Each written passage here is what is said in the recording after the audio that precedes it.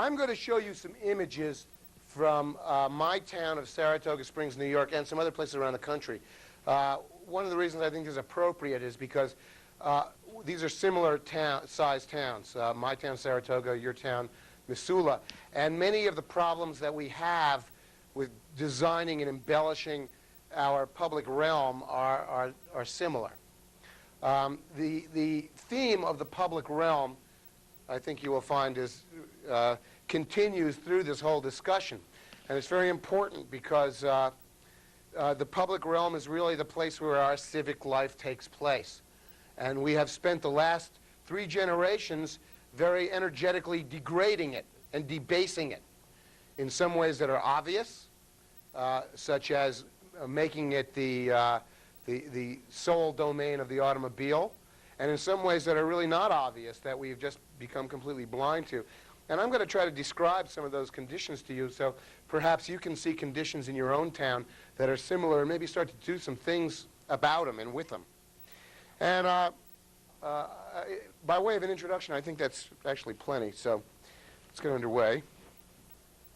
This is the town of Saratoga from the air, obviously.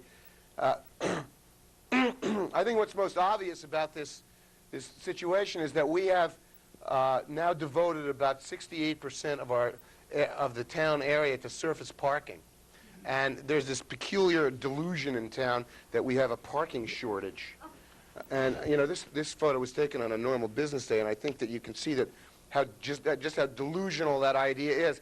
A lot of people seem to have the idea if they can't pull up right in front of the store they want to go to, that constitutes a parking problem.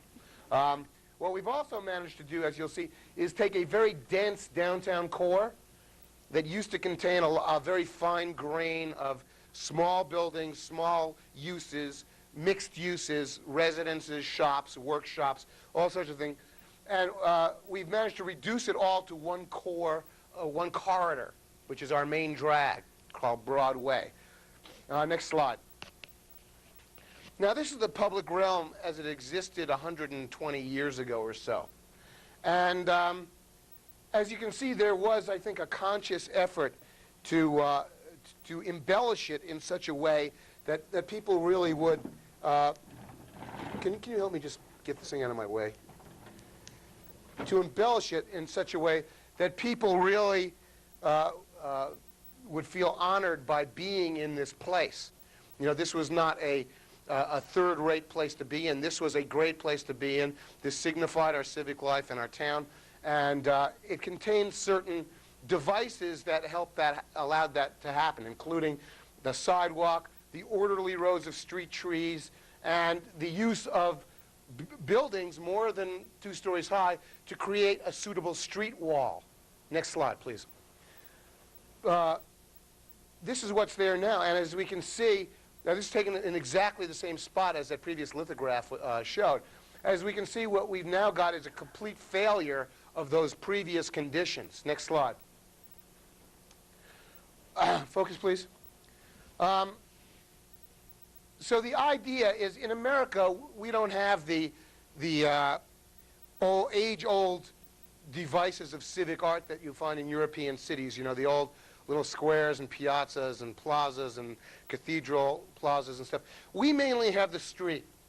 That's mainly it for us. A few lucky towns in the Midwest and the South have courthouse squares, and a few New England towns have greens. But for the most part, American towns have the street.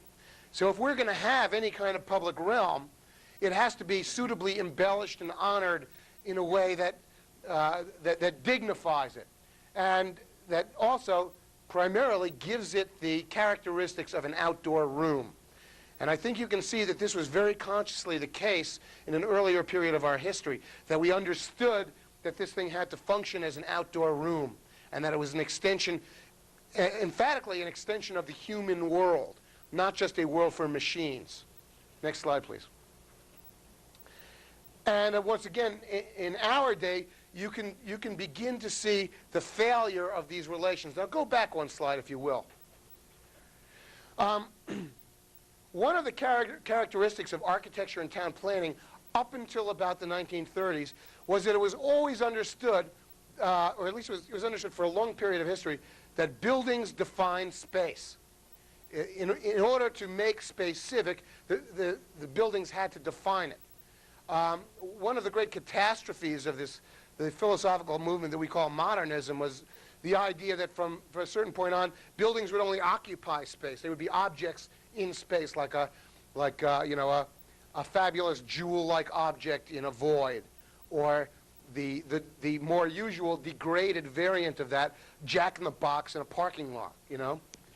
But earlier than that, in an earlier phase of our history, we understood that buildings had to define space, and especially the space of the street. Next slide, please. Next.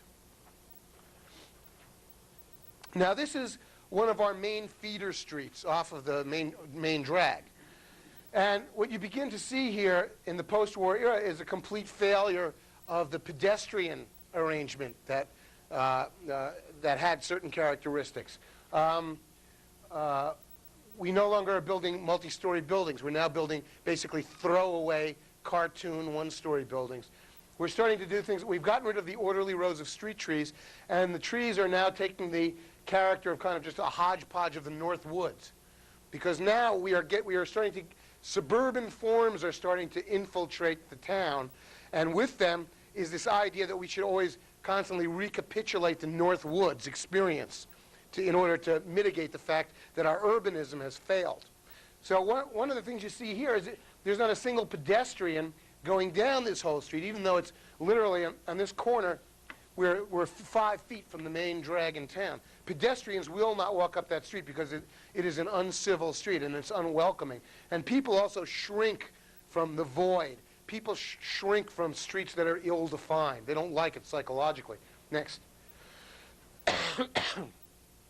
This is another feeder street 2 blocks up, perpendicular to our main drag. And what you can see here is that the buildings start turning their backs to the street, and we start getting the dumpsters on this important street. Now, I mean, this is not just positively ignoring the street. This is actively dishonoring the street. You know, when you decide that this is now the place for the dumpsters, that's a very emphatic message to the public that this street is a squalid place of no spiritual importance to anybody in town. Next. And we treat these places accordingly, by the way. These buildings instruct us how to behave and how to feel about them. Appropriately enough, this is one of the most important new buildings in our town in the last 50 years, the Civic Center and its accompanying hotel. And you can see the message from the Civic Center, which represents the town, the Civic Center, is that the outside doesn't matter. The public realm doesn't matter, because all this building is willing to give us is a blank wall. And that's not good enough. What they succeed in doing when you run a blank wall along any length of street is you end up killing the street. This section of the street, which is only 1 block from our main drag and a very important part of our main drag, this part of the street will now be functionally dead for 2 generations. That's how long, at least, how long this condition will last. So these things have terrible consequences once they're emplaced in brick and mortar. Next. Well, this is the old ensemble of our main street. And I'm sure that you all recognize it as a pattern. It's pretty simple.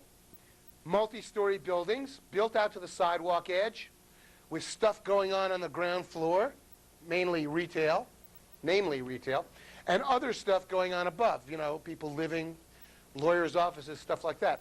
Now, the weird thing is that we can't replicate this anymore. It's like we're suffering from some kind of amnesia. We just don't know how to do this anymore. And it's a very peculiar thing, as we'll see. Next slide. Now, this was the most important building in the heart of town for 100 years. It was called the Grand Union Hotel. It was not a motel. The Grand Union Hotel.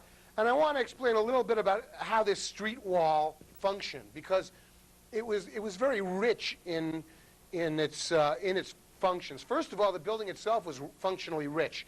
It was a place of lodging, a place of dining, a place of public assembly, a place of celebrations, a place of retail, which you get here, and then below grade over here.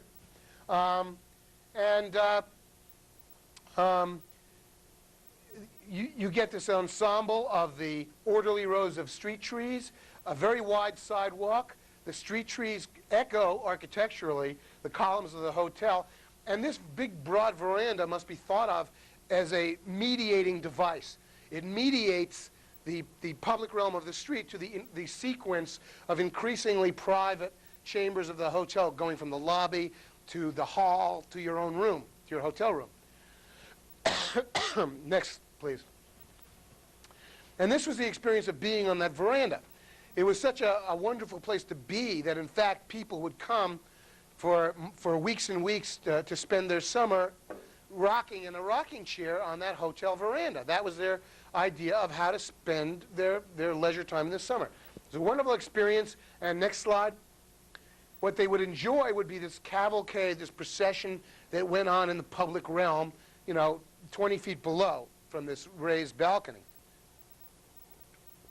And again, I want to re-emphasize the formality of these arrangements, because one of the things we've done by bringing all these confused forms into the city, bringing the North Woods into the city and bringing suburbia into the city, is that we have lost all the formality of the city, which is really necessary. Next slide, please. This was actually the interior of that building. That building was in effect a liner building, and I'm going to talk about those later in more detail. A liner building occupies the outside of the block, but it only lines the outside, and a lot of other stuff happens in the middle. In this case, a wonderful park maintained by the hotel, and it was even more emphatically an outdoor room than the main street was. By the way, notice that the relationship is similar in the inner courtyard as in the outer courtyard, the outer veranda. You get this mediating device between the outside and the inside to sort of lubricate your passage inside and outside. We're used to living in a world of very stark entrances, where a building just starts. You get a big blank, stark wall, and then you're in the building. For years and years and centuries, that transition was consciously sort of broken up so that so that the transition wasn't quite so stark. Next slide. And this was that outdoor space. You can see how emphatically it was an outdoor room. And it provided something that we have very little of nowadays, a place of tranquility and repose, something that is in very short supply. And all our yammering about open space will do nothing to give us really good civic spaces of tranquility and repose. These have to be created consciously. They're not just leftover scraps from where the development doesn't take place. They have to be created consciously by the use of civic art and its devices. And we must understand that. Next. And this was the demolition of that building in 1953, a very sad day for the town, very sad month or 2 months of the town. Next slide. And this is what replaced it. Your basic piece of shit strip mall. One of about 100,000 UFOs that landed in America in the 1950s and 60s. And what you now see is the complete failure of all the relationships that used to exist here. About the last thing you can imagine doing is bring your rocking chair out and putting it over here. This has now managed to turn what was the heart of town into a little outer Mongolia that nobody recognizes as having any civic importance anymore. Next slide, please. Now, this is a typical residential street in the same city. This is about an A- street. It's not a greatest street, but it's a pretty good one. And it has certain characteristics that bear mentioning. One of them is the houses exist at a relatively high density of about 8 to 10 houses per acre. And they are large, substantial houses. And yet if you propose this sort of density today to your planning board, they would be shocked. They would have coronaries and cerebral hemorrhages. And yet, and what this indicates is that our planning officials can no longer recognize our own traditional architecture. and our own traditional settlement pattern. We can no longer recognize it, and we institutionally have banned it. You can't replicate this anymore under your laws, nor can we in our town. And it's a great tragedy. Some of the components of this are similar, but in a smaller scale than our most important commercial street.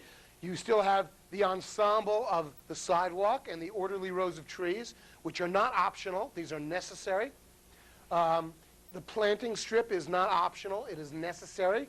And the houses are brought up relatively close to the sidewalk because on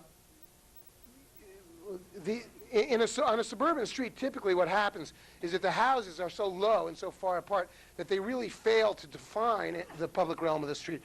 You know, there are all sorts of proportions from the Renaissance saying that, you know, a really great street has to be, 3 times as high as by two times wide in that proportion. And in reality, there are really all sorts of, there's a lot of leeway in the proportion that can make a good street. But one of the reasons that we recognize these small town residential streets like the ones that you have around the college on the other side of the river is because they do have these characteristics. The houses are brought forward, they define the street, they create a street wall, you get the feeling of intimacy, and people like that. Because as I said before, people do not like the void. They shrink from the void. Next slide. This is about a B street. And as you can see, you know, the planting strip's getting a little bit narrower. The sidewalk is a little bit narrower, but the houses are also large and commodious. One of the differences, one of the reasons this is a B street is because this is much more emphatically mixed income. You can have, you know, this is a $350,000 house.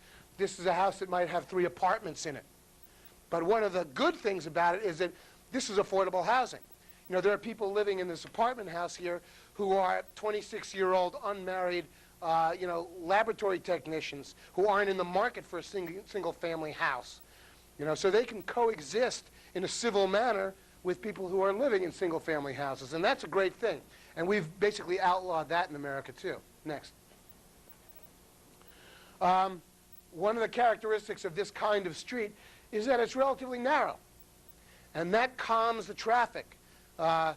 Today, our suburban residential lanes are built to the characteristics of county highways, so that cars will go 50 miles an hour because people will drive as fast as the characteristics of the road permit them to. They will not just follow the speed limit. The parked cars are also not optional. We must have them because they form a psychological and a physical barrier of safety for the people walking on the sidewalk. Plus, they obviate the need for parking lots. You can really get, typically on one of these streets in my town, all the cars of the people who live here can be accommodated by the on-street parking. So parking lots are not an issue. And, you know, I know all over America, in a residential neighborhood like that, you know, if you decide to put an accessory apartment in, all of a sudden the town will come to you and say, oh, you must create 3 new parking places for that. You know, generally it's really highly unnecessary to do that, and destructive, usually, of the neighborhood. Next slide. In fact, often what destroys the neighborhoods is not the accessory apartments, but the requirement that the owners have to ruin the property by putting more asphalt down for parking, and therefore making the property look more squalid. This is about a B- street, and this is affordable housing too. These are, you know, a mixture of single family and apartments. Next.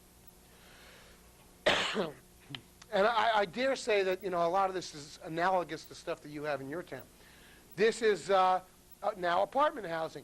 It was an experimental form of row housing that we got some of in, the 1880s and 90s. There are about 4 or 5 sections of this in town, of sort of ensembles like this. I guess if they were only moderately successful, that's why the town isn't full of them. But it was really an attempt to bring the urbanism of the big city into a town that wasn't quite ready for it. But some of them remain, and they remain pretty good apartments. So this is another form of affordable housing that comes now as the infrastructure of the town because we haven't gotten rid of it or zoned it out. And these houses were all renovated in the 1970s and 80s. So in spite of the fact that they are apartments, they're generally in good physical condition. They're not slums. Next. One of the things that we don't get anymore are T intersections. The highway engineers have decided that public monuments are a hazard to motorists. Next. The service alley. Our little town is full of them, and this, in the old days, the stables went here, and then later the cars went here. The garbage goes there now, so that the garbage cans are very happy consorting with the other garbage cans, and the stables and garage doors are happy being with the other garage doors. And then we don't have to have them on the front of the house, and you can actually have a dignified house facade because you don't have to have that stupid garage door on the front of your house. Next. This is not world-class architecture. In its own terms, this is really rather banal. It may be a little better than what you got out here, if only because generally we got more multi-story buildings than you did. One of the unfortunate characteristics of the West is that you actually allowed a lot of one-story buildings right downtown, which ends up being especially unfortunate when you have ultra-wide streets. But this is not world-class architecture either, and yet people will drive 3.5 hours from New Jersey on a holiday weekend just to walk up and down this street and feel like they're in a normal place. It's a strange and unprecedented thing that something so ordinary has become so special in our culture. Now, during the 70s, we got mauled like everybody else, and the Downtown Business Association decided that they were going to fight back by bringing in a lot of street furniture. So they put in these Victorianoid lamps and the benches. And notice which way the benches face, because cars are so interesting to look at. This shows how much we have an official city planner on the payroll in the city. He doesn't understand that people sit on the sidewalk to watch other people, not to watch Chevrolets. So we went out and spent about $40,000 on benches for the town, and they're all facing traffic. Next slide.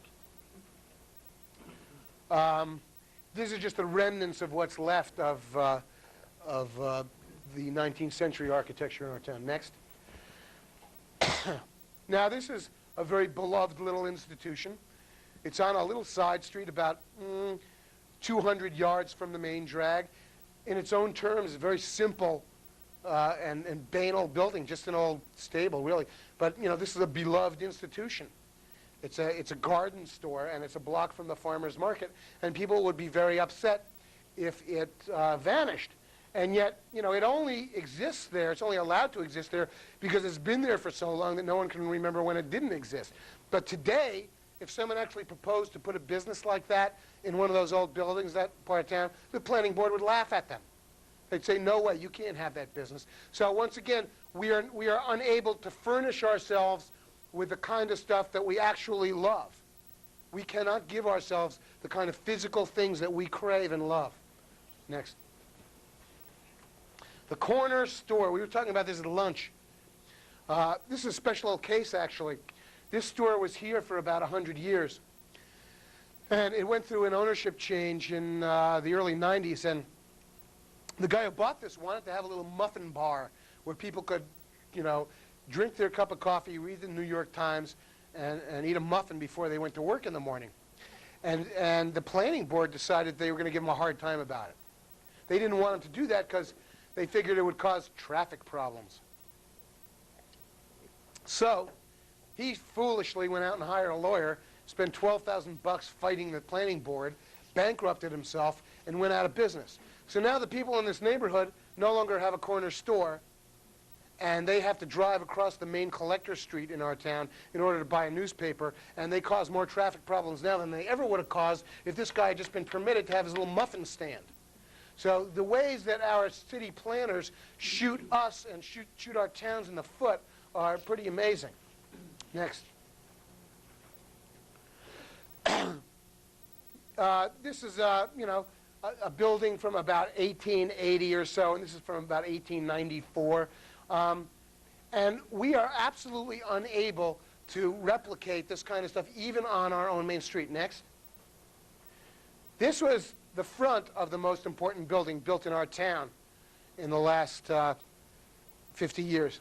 And notice how they got the treatment along the main street. It's like you couldn't get this more wrong, you know, the only way you get this more wrong is if you designed it to be an aquarium. You know, absolutely everything about this fails to work, fails to respect the existing pattern, and fails in every known physical relationship between buildings and streets that has ever been observed in history. And yet we managed to approve this thing and permanent. Go back a minute. That building is literally a block away from this and this, you know. And the pattern here is pretty clear, right? You know, you put the stores on the first floor and the other stuff up above. Next. Go forward. They just, you know, they couldn't figure that out. That was too hard to understand. So as a consequence, what we get on our main street now is 4 blank steel doors with 4 blank walls. And, of course, they get their little companions, the juniper shrubs. Because the landscape architects have been at work. This is, you know, this is the idea now. What happens is the architects build inferior buildings that degrade us, and then the landscape architects come in to supposedly mitigate the fact that the original design is so abysmal, and they're supposed to like hide it behind the shrubbery. So the idea is you bring in the North Woods to hide the fact that there's a complete failure of urbanism here. And as you actually go north, the North Woods starts to expand and get lusher until the hotel actually vanishes. Next. But, you know, this is what's across the street, and it's not like they had to journey to, you know, to Pakistan to find out what the formula was. It was right in front of them, and yet they failed to see it. This is one of those famous benches I mentioned earlier, because cars are so wonderfully interesting to look at. Next. We got this idea in our head, I guess, in the 1960s, that somebody decided it would be good to put, you know, we're very abstract people, and we're becoming increasingly abstract. In fact, I think it's one of the things that's really turning us into a slightly psychotic culture. You know, we're so symbolic. So we got this idea that a barn was an appropriate building for the main street in our town. You know, I don't know where we got this idea. I mean, maybe somebody thought, well, look, it's a small town upstate. They have barns upstate. Therefore, Socrates is a man, or something like that. Some kind of syllogism that I don't understand. But we got the barn replacing a hotel. And unlike the hotel that was here, this is monofunctional. This has only one function, which is to disperse hamburgers in the maximum volume. What you get, the landscape architects are at work here, creating a miniature North 40, where the 6-inch high cows are grazing, because we're so abstract. You know, we want to feel that this is the countryside. And of course, the cows represent, you know, the product that is extruded from them. So this is a completely symbolic building. But what's really amazing about it, finally, is that it not only is it a failure in practical, real-world terms, it's even a failure as an abstraction. Next. We had a fire in the 50s, and our buildings were replaced. And what you begin to see in these 50s buildings is the failure to understand what pattern was there before. It's this incredible, it's the imposition of this new sense of discontinuity with our own history, where we can no longer recognize the patterns that existed previously, even though they're right in front of us. So the pattern is right here, pre-established, 3- and 4-story buildings, and yet we can't bring ourselves to build them. And what's even more paradoxical and harder to understand is that these buildings are built in an era when we're richer than we've ever been before. It's like we're much richer than we were when we built these. We can afford to build multi-story buildings during this period, and yet what you get in this richest period of American history is the most impoverished sort of public building. Very weird, paradoxical thing. Next. Of course, what we're doing at the same time is we're gold-plating all of our automobile infrastructure at the expense of our public building. That's really what's going on. Now, this is a street called North Broadway, which is an extension of our commercial street. This is the big street of mansions in town. And because they're mansions, they're accompanied by big lawns. Because a big building needs to be beheld at a distance in order, when they're right up in your face, it's kind of hard to behold them. So the lawn is appropriate in that situation. This street happens to have a very grand and magnificent ensemble of sidewalk and trees and everything. But then Skidmore College buys an estate at the north end of town in the 1970s. Next. And they just can't figure out the pattern, So they joggle, the sidewalk goes around this way, right? For a whole mile, it goes this way. And even the trees, somebody conveniently planted these 100 years earlier to instruct whoever might come along later that maybe the sidewalk should continue this way. But the Skidmore College officials just couldn't get it. They want it to be different, and they want it to be special, because that's what's really important in our culture. So they made their sidewalk special, and it went around the other way. Another failure to continue an existing pattern. Next. We see these a lot. This shows sort of the confusion in our culture over what kind of buildings are appropriate to a town. This happens to be a version of the English manor in a park. But in this case, it's been transmuted into town. And it, too, represents a failure of relationships and a failure to understand what kind of building types are appropriate in a certain place. There's nothing here for the pedestrian. This is all meaningless. And what this building houses finally is a bank. It is not a mansion. And to make up for the fact that this is a failure of relationships, the landscapers are at work again. So we have made the landscape architects and their minions incredibly wealthy over the last 50 years. Next slide. And so the bark mulch bed becomes the replacement for civic art in our time. And the juniper shrub becomes the replacement for Corinthian columns, porticos, nice windows, and all the other devices of architecture that have ever been known in the world are now replaced by these things, which I think, are they native to this part of the world? The juniper shrub? I don't know. I think this is really the only case that I can think of in the world that is a suitable case for genocide, that these things ought to be exterminated. Yeah?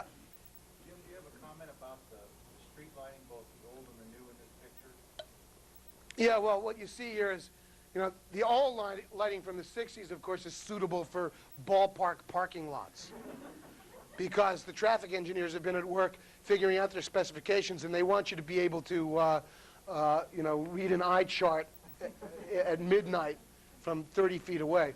But, I'm going to say something about this in a little while, but the main point about this section here, this actually used to be a civil street, but the only pedestrian experience now is to be a hood inspector for cars. That's now your job. And that's one of the reasons why almost no one will walk there. Next. Now, the landscape architects are at work again in the 80s when we got this. And what they did now is they raised this about 4 feet so you can become a ball joint inspector. That makes the pedestrian experience much more interesting. Probably not as much fun as having shops along the street the way we did for 5,000 years, but it's still, kind of interesting. This is supposed to make up for the fact that this building is a piece of shit. Because, again, we're very abstract people, and, we like the idea of thinking that there's a roaring hearth down here. That this is some kind of medieval hall full of guys with little jingly hats on with legs of mutton in their hands. That's how abstract we are. I mean, we think life is like television. So we're supposed to look at this and register that. And actually, that's the kind of thing that makes us ridiculous. This is exactly the kind of thing that is making us into a civilization of clowns, because we allow this to happen to us. Next. Because it is a manifestly inferior building form. By the way, that shopping center was built in 1986. The tenant, the Grand Union supermarket, went out of business last year. It's been vacant, or 18 months ago. It's been vacant ever since. So we're now establishing a record of buildings that are derelict buildings in under a decade, which is a new and unprecedented thing. Could someone help me out and give me some more water, please? Thank you. Focus, please. Now, what's amazing about this, this was the back of our new library in town. And what's amazing about it is that the landscape architecture firm actually is in the same town. And they could have actually sent the project manager down to check on this, to check out what they were doing. I mean, you know, you might go down there and look at where they were putting the lampposts, if this was your assignment. But, you know, I guess the standard for lampposts now is that they go in the middle of the sidewalk to make it more interesting for the women with the strollers. I mean, you really have to wonder, is the whole profession retarded? I mean, are we doing the Special Olympics for the design profession or something? What exactly is going on here? Why can't we get something so simple correct? Next. This is the city center at grade level. And as you can see, you know, this is a place that no one will ever go because there's no destination for them. And this is 1 block from our main street. I showed this slide to a group of Kiwanians back home, and they said, "Oh, that was a rainy day." Next slide. You know, as though it would make any difference what the weather was like. No one will ever go there. You could state categorically that there will not even be a burglar going here for this guy to chase. Because what are they going to break into? A brick wall? You know, what are they going to steal, a brick? So this cop will never even go up there. So, and the thing that's sort of sad and tragic about it, this is like the death of 1,000 cuts, the old Oriental torture, where you capture some poor victim in a war, you know, and you keep him in a bamboo cage, and every day you go give him a little slash with a razor. And every day you come and give him a new one, and after about a month, the guy's bleeding to death, and he dies. And this is what we're doing to our towns when we do things like this. Every time we create one of these blank walls that runs for 50 or 100 feet, we are killing the life of our towns. Next. And these are not small. They might seem individually like small, insignificant matters, but they're not. They add up. My town is, you know, we've got dozens and dozens of instances of this, and it adds up and adds up and adds up. Next slide, please. This is the side of that Grand Union with the 2 chimneys, you know, which is now out of business. And this is how that corporation honors the public realm of our town. Now, you know, this is a form that we recognize as being the lawn, you know, of what? The manor. I guess this is the manor, this is the lawn. So this is now, we're now getting down to real minimalism in terms of abstraction. But as we know, nobody in my town wakes up on Sunday morning and says, "Hon, let's get the New York Times and some bagels and go for a picnic next to the Grand Union on the lawn there." Now, absolutely no one thinks of that. So this has no civic meaning when we allow these kinds of things to happen. This is supposed to be a mitigation for that. It's supposed to make this okay. And in fact, it just makes it worse. Next. This is actually right across the street from what I just showed you. And so what they're successfully doing now is killing off the street on both sides. This is a 1960s vintage telephone, Bell telephone building. And the designers have gotten, again, absolutely everything that they could get wrong, they got wrong, okay? The street trees are now brought, can you focus this, please? The street trees are now brought back to hide the windows because the windows are theoretically too unsightly for us to want to see. Rather than show us the windows, what we want to get are the full effects of the blank walls. Right? Because they're so interesting to look at. And now the trees, in our town, Saratoga is known for its racetrack and its horses. And the horses are kept in stables with their little companions, the stable ponies. So now what we've done is we've decided to give the trees little companions.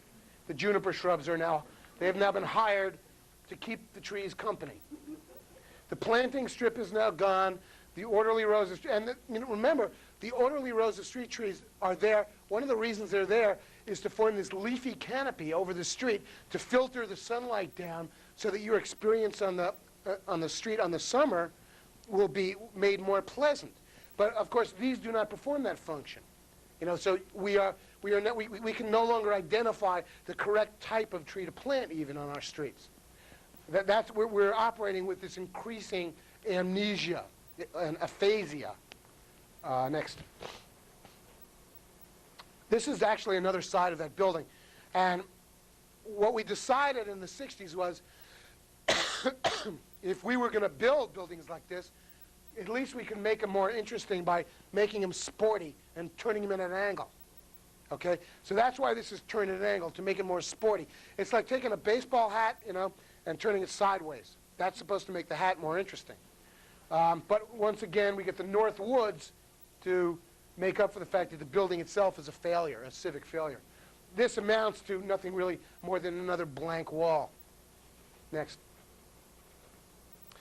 And this takes us back 50 or 60, 70 years and shows you the richness of the kind of fabric that was all over town previously. And probably you had stuff that was not much different than this here.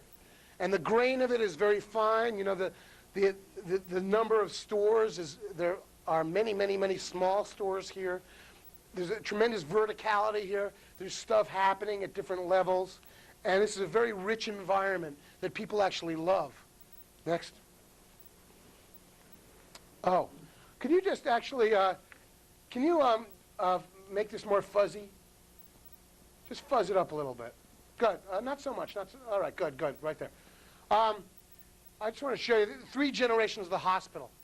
The original Beaux-Arts Hospital, hospitals are important buildings because important things happen to you there in your life. Your children are born, your parents die. That's where you go when you're too sick to be at home. So we used to express the importance of that architecturally in symbolic architecture. In this case, a classical portico that's hung from this building. So then in the 40s, we come along and we get an extension, a phlebotomy lab or something. And we're starting, well, it actually is. It's a blood lab. And they're starting to strip down the classical elements. You still get these little rustications, a keystone, and a sort of a pediment. But we're starting to lose them. And then, finally, we get the 1980s. So I want you to guess what this is. The walk-in clinic? Is the walk-in clinic? The walk-in clinic? No. Guess again. The garage? Parking garage? How many people think it's a parking garage? Most people in the room. No, this is the mental health unit. This is where you go when you're bummed out by your world. You go in a hole in the ground. This is like the place where Adolf Hitler blew his brains out. The Fuhrer bunker, And to make it better, to improve it, we got one of the juniper shrubs here. Because the North Woods, a little bit of the North Woods always makes bad architecture better. Yeah, it's amazing, I mean, I'm amazed that anybody that goes in there actually as a patient ever comes out alive. You'd think that the first thing they'd do would, issue them Gillette Blue Blades. Next. Then this is the building across the street from it, the new medical arts building, right? And they got down to the last $700 of the project.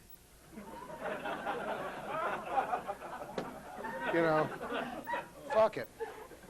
Why bother? And, in case you fail to notice that this is giving you a symbolic message that you're not welcome here, there's a sign on the door saying, "You idiot, this is not, even though this appears to be the front of the building, it's really not. So go to the back, which is really the front." Next, please. Well, we have tons of these buildings all over America, and you have tons of them in town. I think this is a building form that you're probably deeply familiar with. The all-purpose butler box or something. This is our Knights of Columbus. And the idea that this is supposed to make it better is really great, isn't it? It's like having Godzilla in your living room trying to hide him behind a swizzle stick, And yet we get this idea, we're so abstract, we think we can that this actually improves this. This actually makes us feel better about living in our towns. And, of course, the final consequence of this is that we don't care about these buildings. We create towns that are full of buildings that we don't care about. It's a remarkable, unprecedented thing in human history, that such a large group of people, that this whole republic could be so deeply engaged in the process of building things that are not worth caring about, that actively degrade us. Next slide. I know the guy who built this, he's a CPA, and I keep on suggesting to him that, see, he's always got an empty office suite here because it's such a terrible building, nobody wants to be in it. And I keep on asking him if he'll make this permanent by having it engraved over his building. That way, he wouldn't have to replace the posts every 4 years when they rot. And it would be a more permanent kind of thing. And he's got the whole ensemble of the North Woods here to make up for all the other failures of the building. Next. People have gotten the idea in their heads that houses are televisions and that they should broadcast cartoons to the world. So now this house is about 4 blocks away from me. Every time I walk down the street, I must watch this movie. Jonathan Livingston Seagull is always playing on this house. When I walk down, they do not issue a channel clicker to pedestrians when you walk down the street now. You actually, enough said about this. Houses are not televisions. I actually gave a slideshow in Lake Placid, and I showed this slide. It turned out the architect who designed this building was in the audience. Much chagrined. One of the things that's interesting about this is that this house is, either this house or this house are always for sale. Because this house sort of infects the whole street with melancholia. This is kind of like infectious mental illness of the house. This house feels so bad about being a house that it just wants to hide. And then it makes the other houses next door feel bad, and then the people who actually live in the houses feel bad. Next. Now, we talked a little bit this morning about what, the basic unit of suburbia. Why is suburbia such a failure? Why are suburban subdivisions such a failure? Well, the basic unit of suburbia is the little cabin in the woods, or the little manor in a park, or the little cottage in the natural landscape. And the problem, next, actually, let's go to the next one. The problem is that when you assemble these things in groups of 350, they're still supposed to be little cabins in the woods. They are not supposed to have any civic relationship with the other things around them. And that's one of the reasons why especially Western subdivisions look as bad as they do, because they're explicitly supposed to not be civically related to the other things around them. Go back one slide. Now this is a very ordinary version of that. And one of the characteristics of it is that in world terms, this is really a very comfortable house. I mean, we have more bathrooms per inhabitant, more square footage per inhabitant, really great kitchens by world standards, and great heating and all this stuff. So it's a magnificent private realm. The problem is that the public realm, as soon as you get outside beyond the driveway, the public realm is completely impoverished, because implicitly there is no public realm. Implicitly, there is no civic relation between you and your other little cabins in the woods in your subdivision. And that is the reason for the chief reason for the failure of housing subdivisions to be communities. Next. And next. And of course, this is how we experience them in their banality. And, individually, I'm sure these are all magnificent dwelling places with really warm places with great jacuzzis and great kitchens and Martha Stewart bathrooms, and yet they refuse to be part of anything larger than themselves. Next. And this is in Colorado, so you're familiar with this kind of Western subdivision. This is the classic dead worm subdivision, as they call it. They also call them something else, but I won't say it. And next slide, please.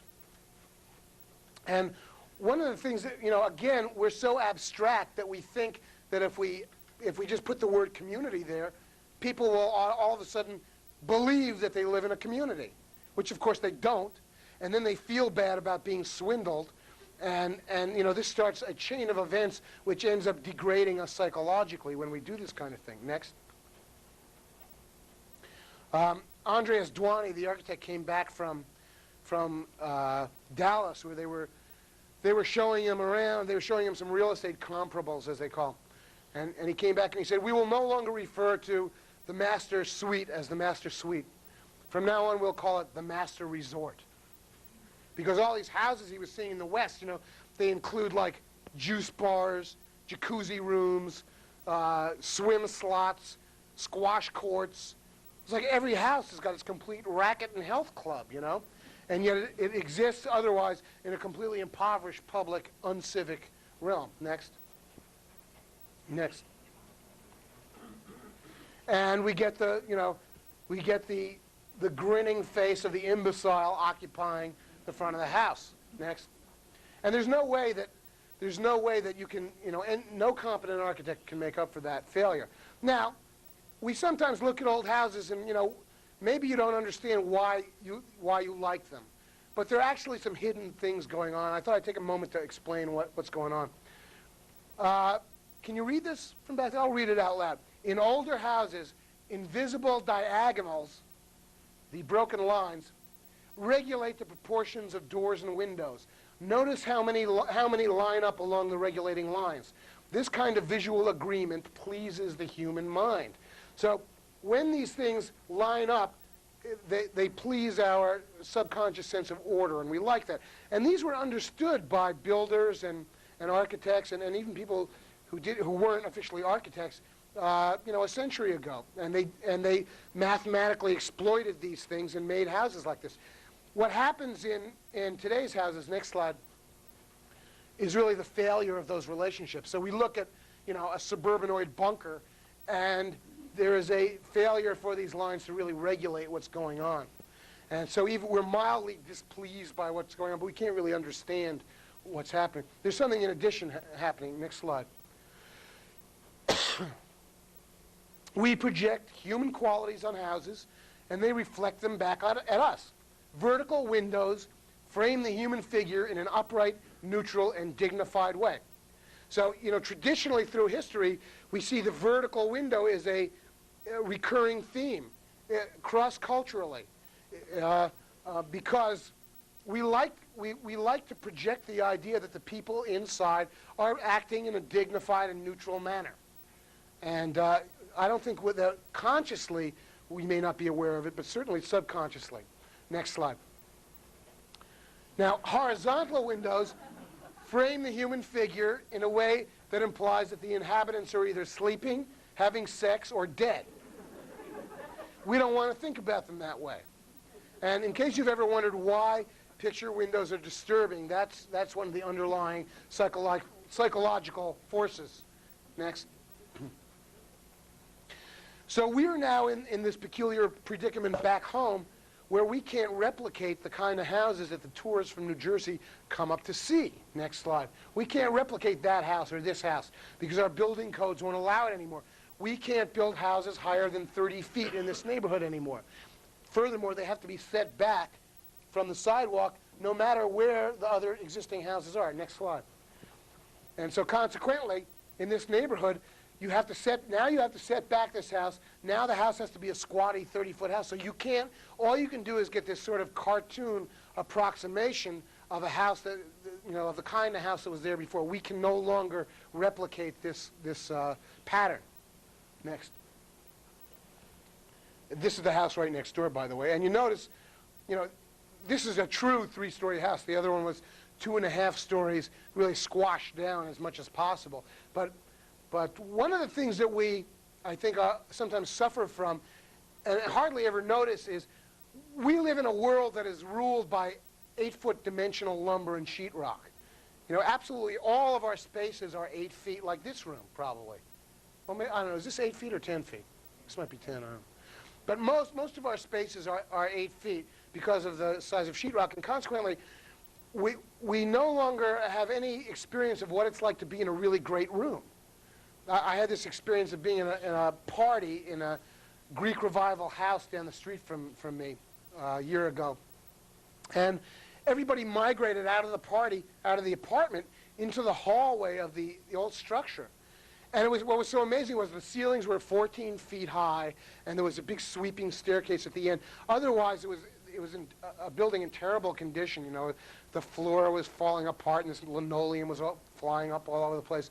But people just loved the dimensions of the space, and we can't do that anymore because now our whole world is so regulated by 8-foot sheetrock. Next.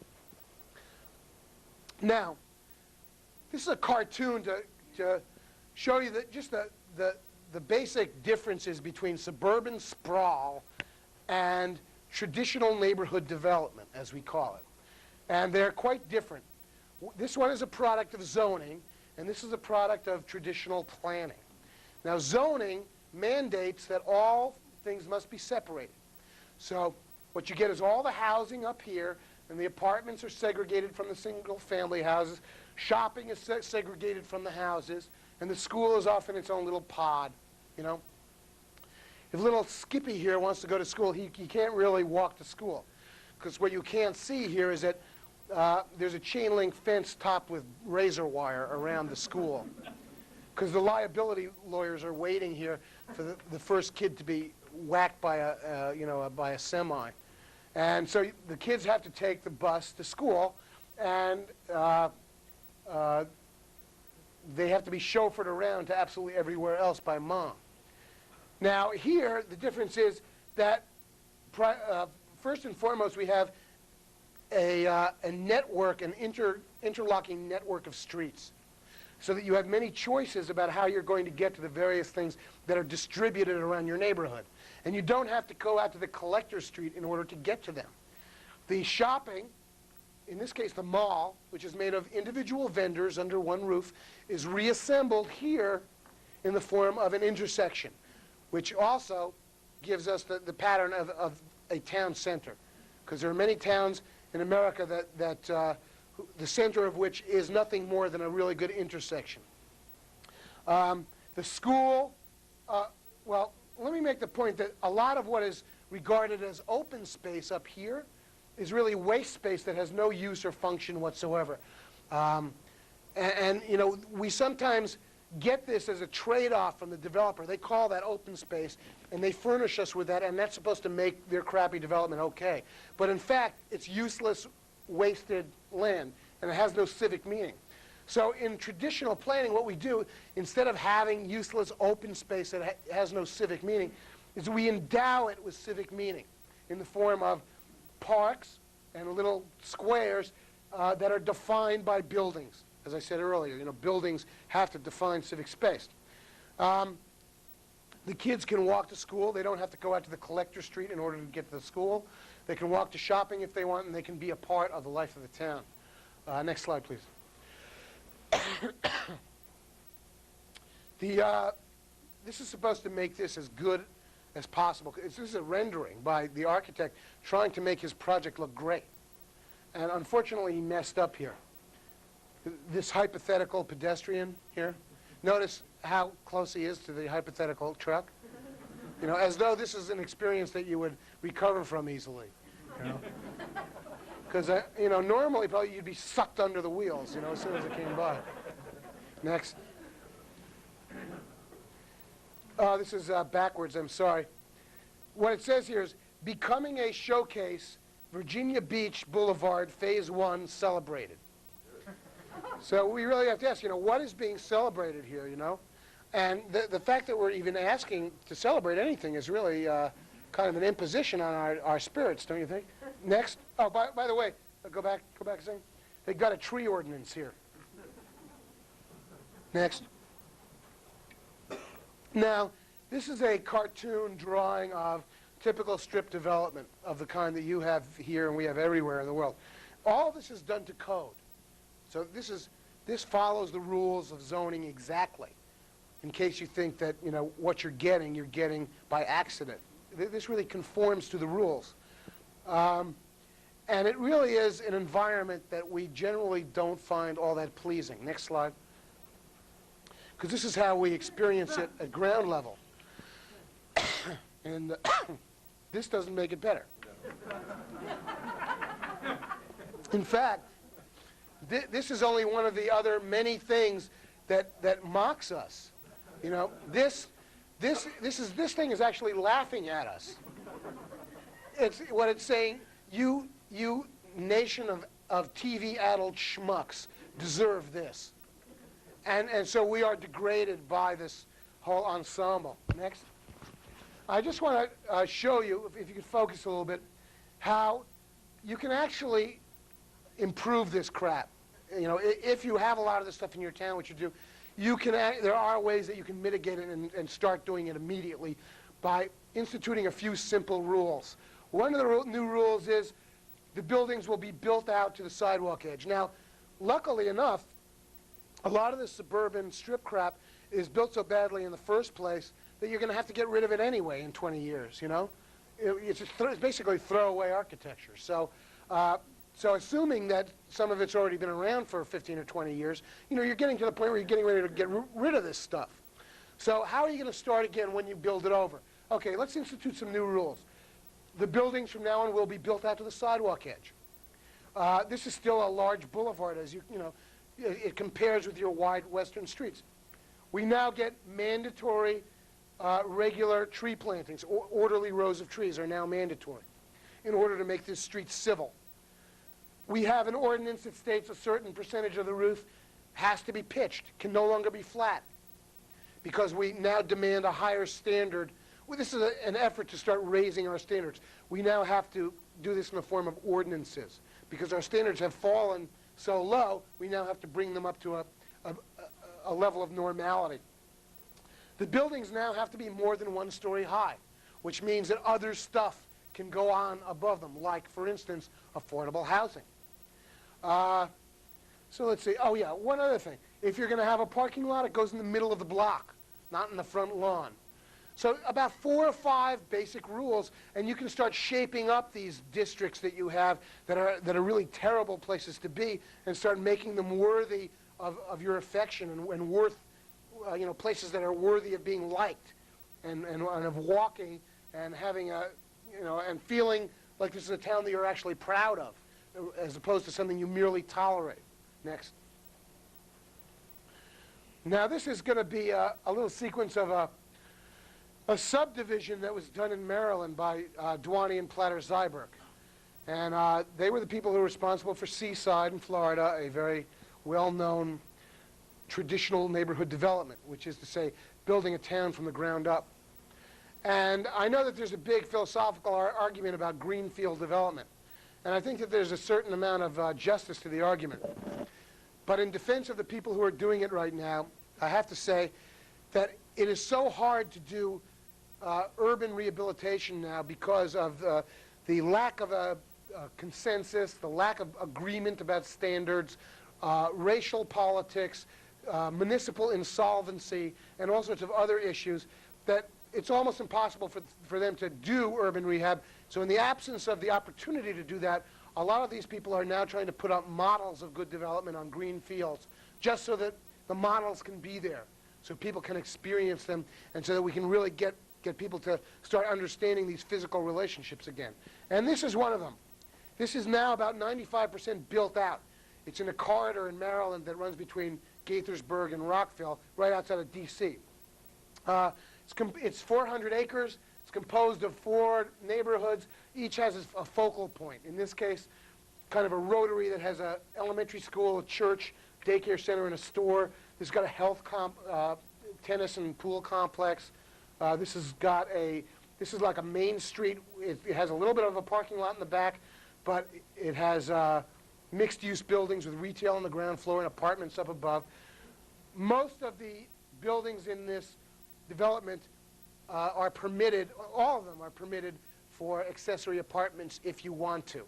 And some of them actually come with detached apartments in the form of garage apartments. So you automatically derive some benefit from that, as we'll see. Go ahead. Next slide, please.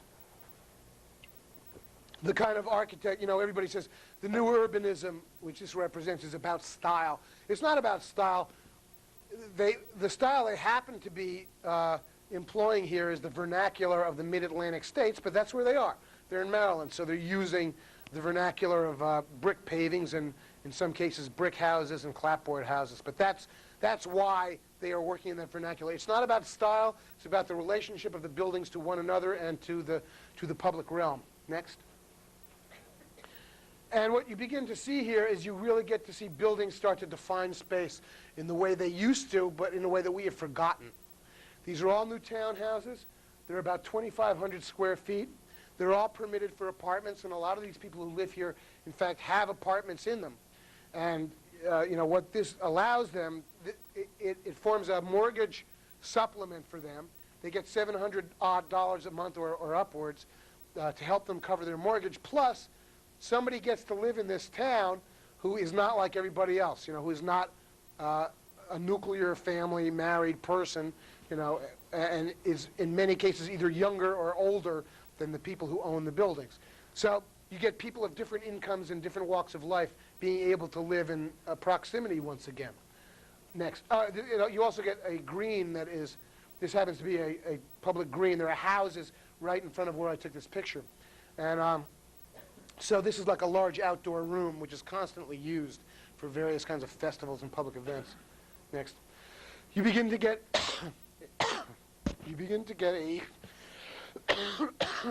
a street wall, a genuine street wall of buildings that are once again able to define space.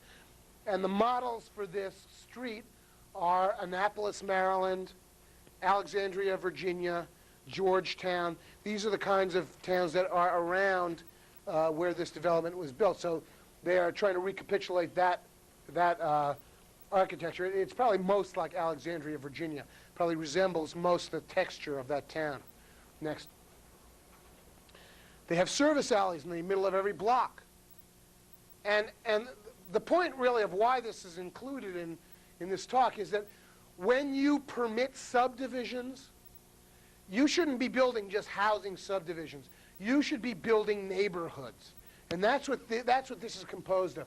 This is a development of neighborhoods, not just of houses, and not just of one kind of house.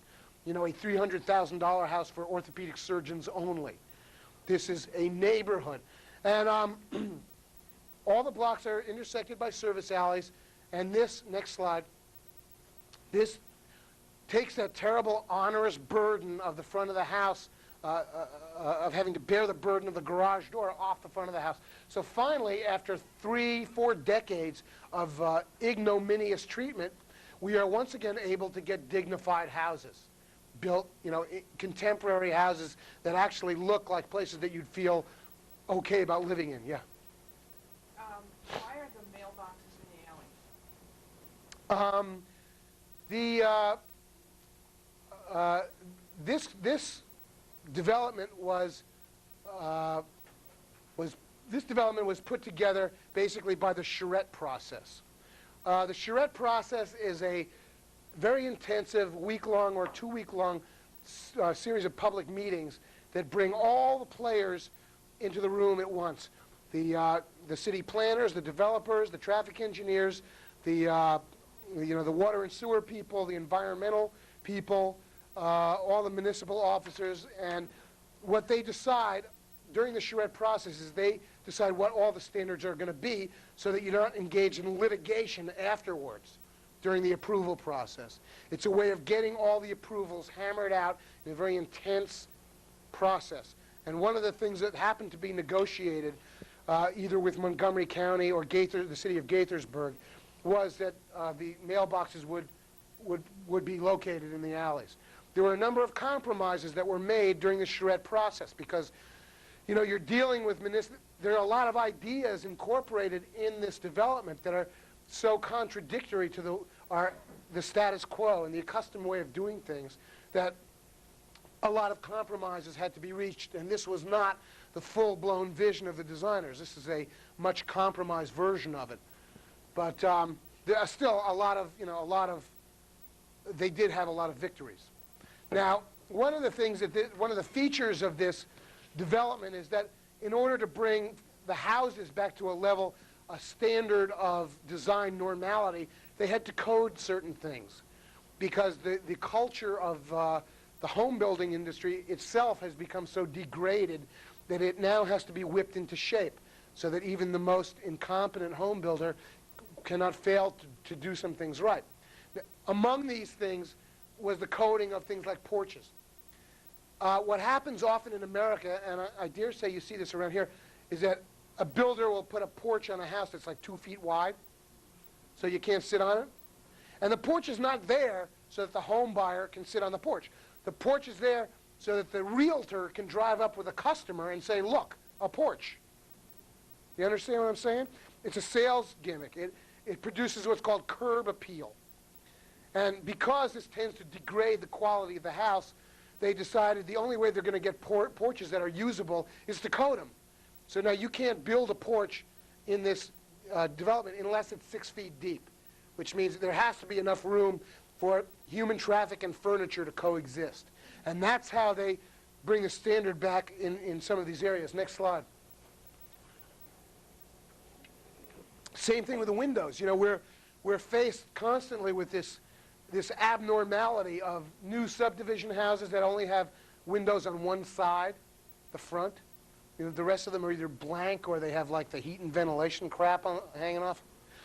So in this development, they have a code that says a certain percentage of each side of the house has to have windows. And moreover, they have to be vertical.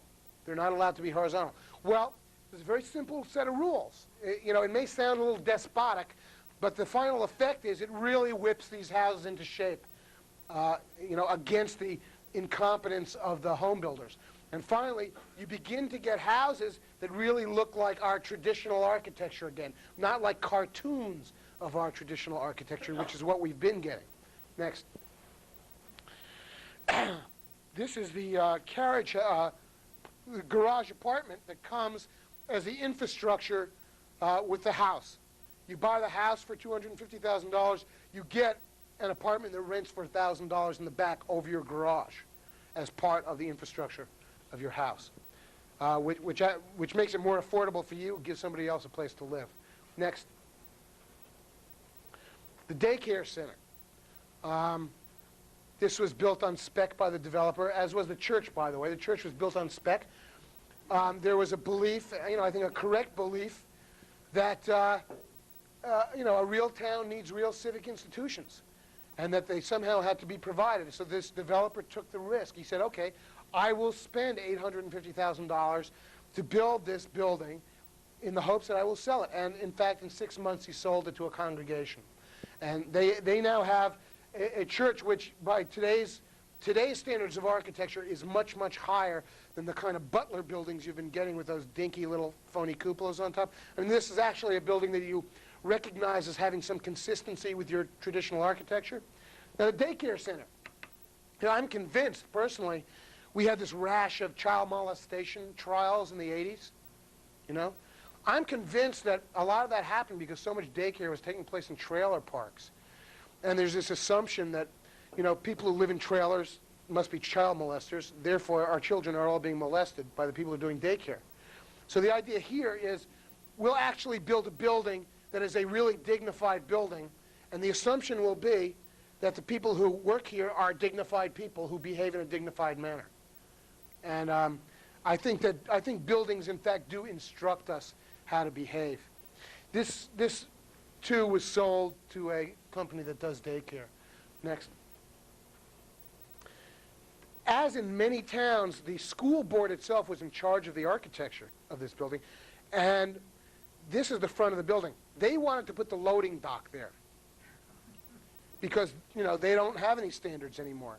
They have zero standards, so it's okay to put the loading dock on the front of the building. Wasn't okay for the developer, so he said, I will shell out $250,000 out of my own pocket to hang a symbolic pediment on this building to make it seem as though the children should care about this building and should actually have some memories of a building that was meaningful to them. Next. This is the school in Seaside, Florida. And again, this is a grammar school now. I don't know if it has a junior high school in it or not, but this is a building that children will remember 30, 40, 50 years later. Next. This is the high school in my town. This is a building that no one will ever remember fondly, unless, something spectacular happened to them in the parking lot. But The less said about that, the better.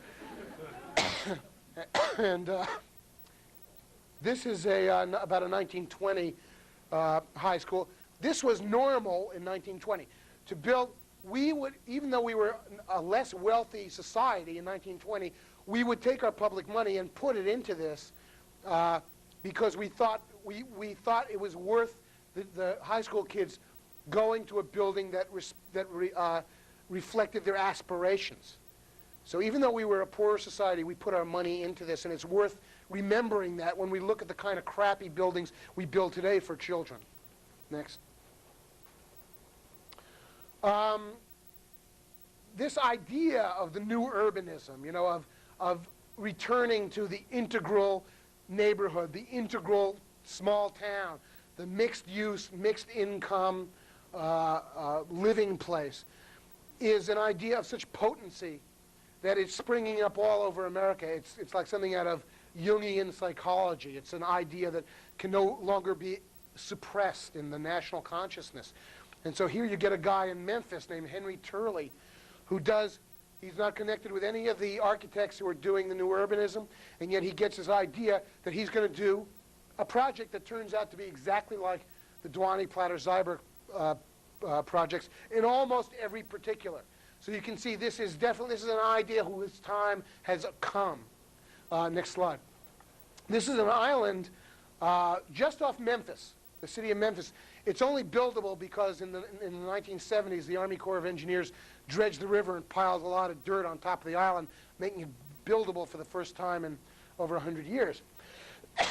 As you can see, the degree of formality here is even stronger than in Kentlands, which has some Olmstedian and overtones.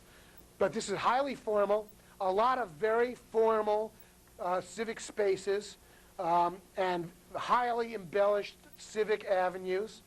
They have an interior strip, kind of a linear park of, it functions both as a park and as a water cleansing mechanism for gray water.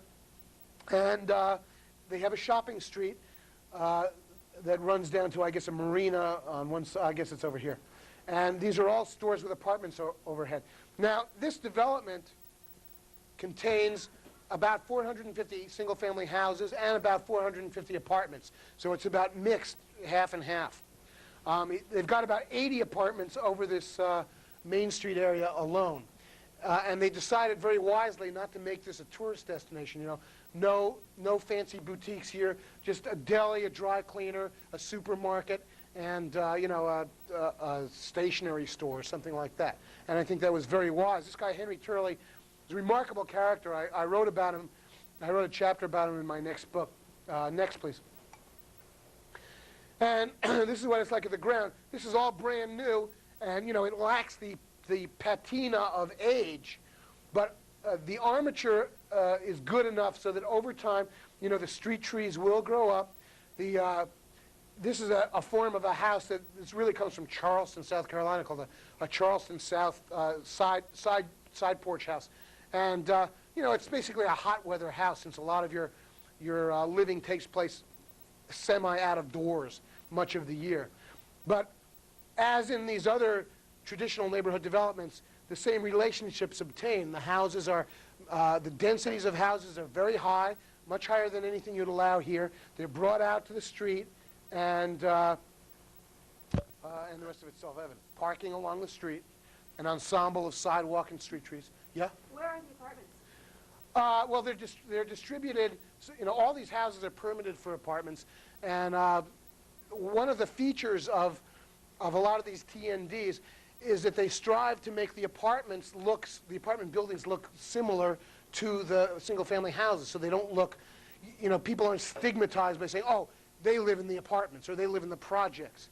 In fact, that's also a strategy for affordable housing that was pioneered by one of our great mayors in America, Joe Riley of Charleston, South Carolina, who made it two city policies about affordable subsidized housing.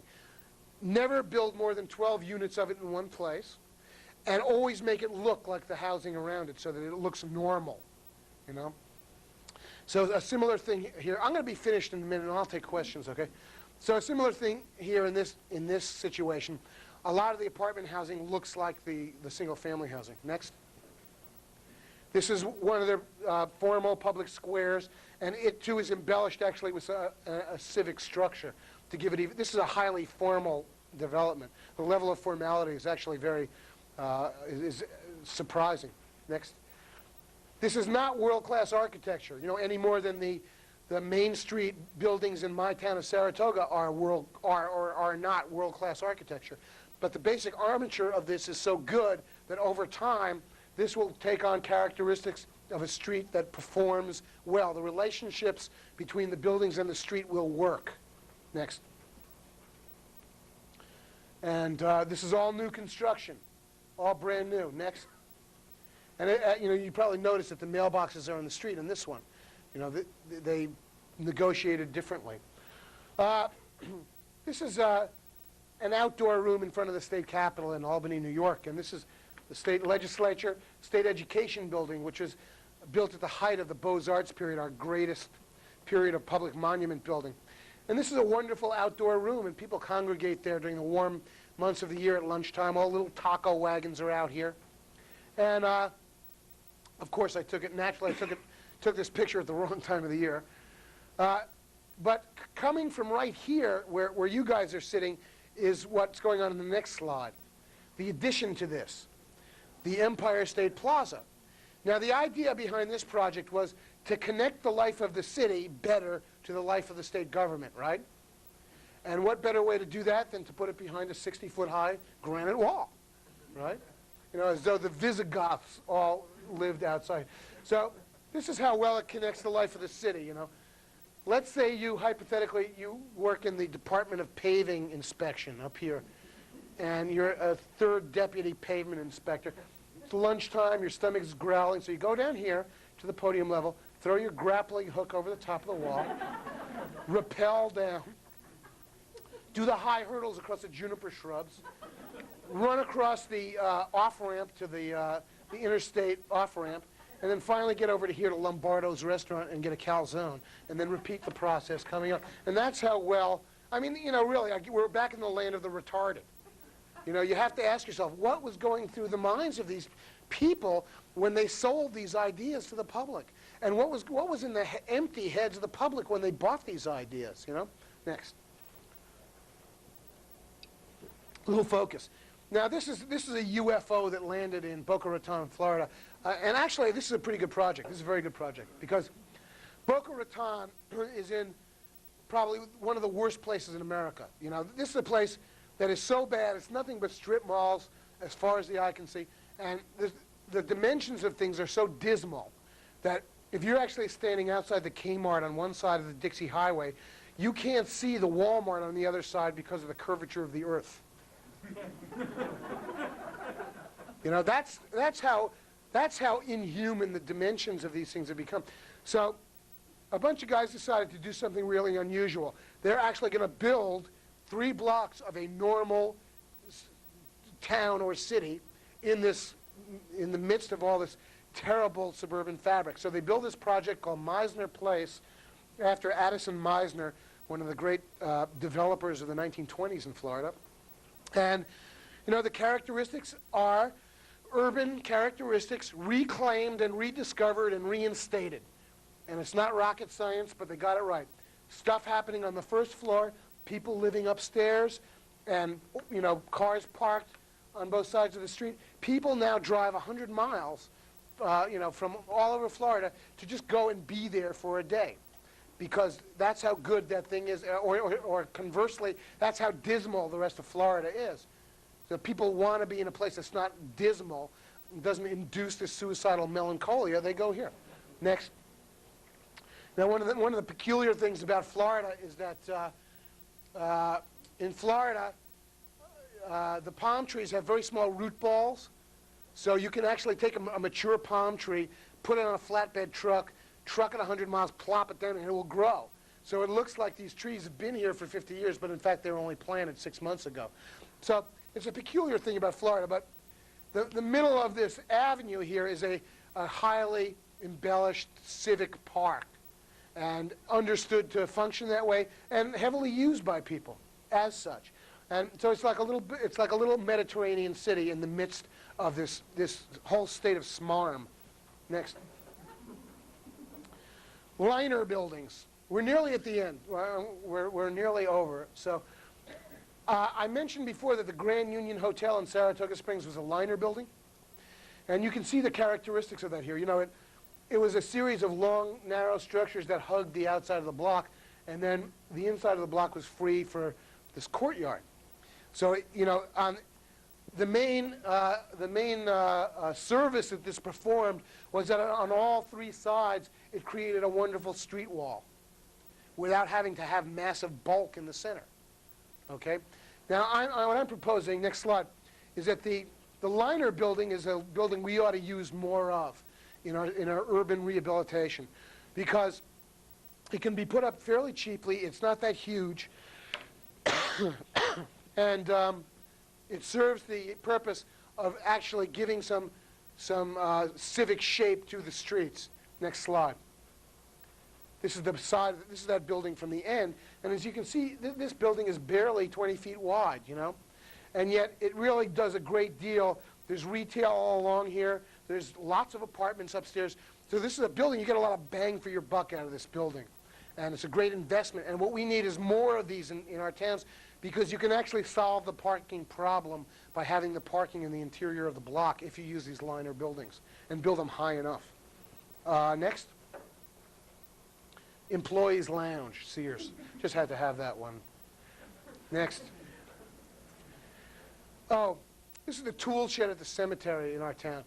100 years ago, we cared so much about the feelings of the people who were burying the dead that we built beautiful buildings for them to keep their tools in. Isn't that a remarkable thing? You know, and today, the head of a Fortune 500 company will live in a building that's, you know, hardly suitable to be a biology laboratory for vivisecting animals. Next slide. I just want to part by saying that, you know, I've shown you a lot of images of small-town America, and you guys are in small-town America.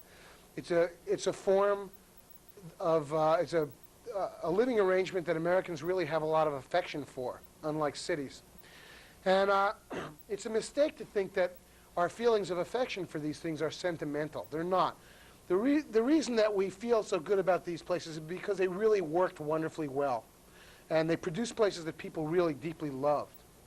And you have neighborhoods like this in your town. You know, the streets that I saw in the last 2 days off of University and Pine Street up here and a lot of other streets in town. I would urge you to try to find a way to identify the stuff in your own town that you really do love, and then find a way to replicate it, and find a way to override the laws that you have in your town that prevent you from doing that, so that you can recreate the best that Missoula ever had and give yourselves more of it again. And that's the end of my formal remarks. Thanks for coming, and good luck making this a better town.